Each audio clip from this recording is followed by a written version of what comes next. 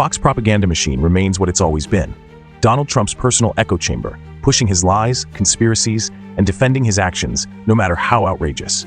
But even for Fox, there are limits. Sometimes Trump's antics are too much, even for them. We saw a striking example of that today when Fox openly criticized one of Trump's cabinet picks. A MAGA Fox anchor publicly voiced opposition to one of his nominees, a move that's surely infuriating Trump.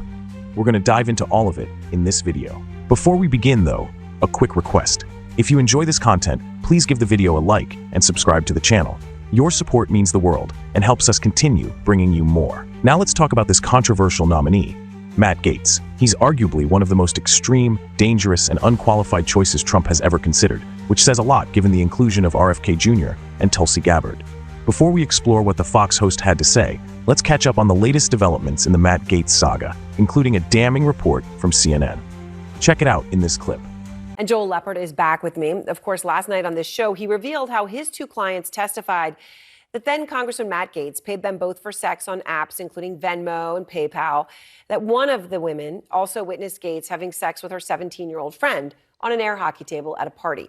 Allegations Gaetz denies. So, Joel, let me just start with the breaking news at this moment that we understand multiple confidential files that had been basically stored on a secure online system have been breached, and that would be sworn testimony from the woman about the 17-year-old, your clients, others. A lot of information about them would be a part of that.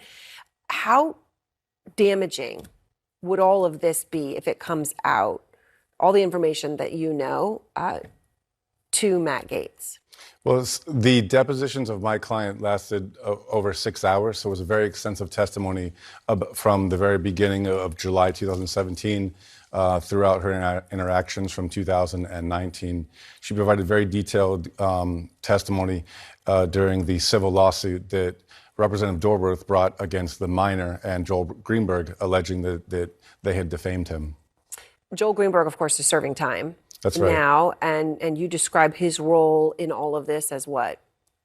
So Joel Greenberg was essentially responsible or did have access to seeking arrangements, and he would essentially meet the women in seeking arrangements and then would introduce them to the other individuals in his group. All right, and this group of people, which included your clients, can I ask you just to explain your clients? Obviously, you had talked about how they saw then Representative Matt Gaetz, at that time around 35, having sex with a 17-year-old on the air hockey table. When did your clients first meet him? Yeah, so my client first met Representative Gaetz at that party in July of 2017. She was invited by her friend who had met Joel Greenberg, and she attended that party back in July in 2017, and she first met Representative Gaetz then. My other client met Representative Gaetz at a party that she was invited to by Joel Greenberg later that same year in December of 2017. All right, so they met back in 2017. These interactions continued for a couple of years. And when you look back at it, and he was paying them for these sexual encounters, how much did he pay them? When my clients provided testimony to the House, they put up on the screen a list of the Venmo and PayPal transactions directly from Representative Gaetz to my clients. For one of the clients, it was a little over $6,000. For another client, it was a little over $4,000. So a little over $10,000 to your clients from him directly. That's correct. Every new detail we uncover about Matt Gaetz makes his potential cabinet role even more indefensible.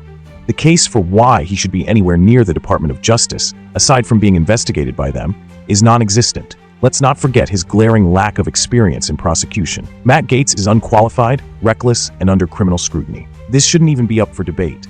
In fact, this might be the most extreme cabinet nomination in U.S. history, which is why it's even too much for Trey Gowdy. Yes, Gowdy himself criticized Gaetz on Fox, and we're about to dive into exactly what he had to say. What do you think about, during this campaign, Trump kept talking about lawfare, and a lot of his allies did as well. And you've watched his various court cases, and I don't know how you felt about the documents case in Florida or the Jack Smith thing in Washington, D.C. coming after January 6th. But when you look at all of them and think that there's a possibility they could all be now dissolved, 0 for 4. I mean, you're a man of the law. That's your profession. What do you think of how this went? do not use the justice system as a weapon. And the message for Republicans is don't do it on the other side either with this absurd AG pick that you just made. The justice is different. It is a combination of policy, law, and also morality. You do not use our justice system as a political weapon. Voters rejected it in November, and they're going to reject it if Republicans try to do it also. Some things rise above the den. The justice system is one of those things. Trey Gowdy. You know someone is extreme when even their Fox News allies can't defend them.